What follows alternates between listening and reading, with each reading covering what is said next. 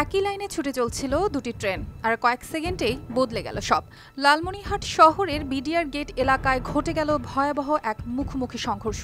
থমকে গেল পুরো রেলপথ।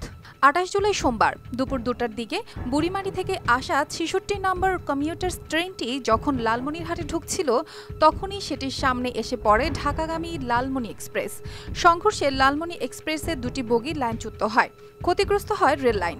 রেল কর্তৃপক্ষ জানিয়েছে, লালমনি এক্সপ্রেসটি কিছুটা দেরিতে লালমনিরহাটে পৌঁছে যাত্রী নামিয়ে মোগলহাট লাইনের দিকে যাচ্ছিল শাল্টিংয়ের জন্য।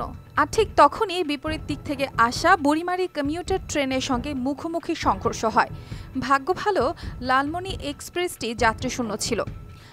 আপনার এসির গ্যাসের সমাধান হলো এসজিএস ও সিএনএস সার্টিফাইড ফোরন রেফ্রিজারেন্ট গ্যাস, যার বিশুদ্ধতা ৯৯.৯৮%। ফোরন, শান্তি যেখানে, নিঃশ্বাসে। বুড়িমারি ট্রেনে যাত্রী থাকলেও কারো হতাহতের খবর পাওয়া যায়নি। তবে ঘটনার পর বন্ধ হয়ে যায় পুরো লালমনিরহাট বুড়িমারির রেল সংযোগ, আর আটকে পড়া যাত্রীদের জন্য শুরু হয় চরম দুর্ভোগ। ঘটনাস্থলে থাকা রেলওয়ের নিরাপত্তা বিভাগের কর্মকর্তা বেনজির আহমেদ জানিয়েছেন, যাত্রীরা নিরাপদে আছেন, উদ্ধার কাজ চলছে।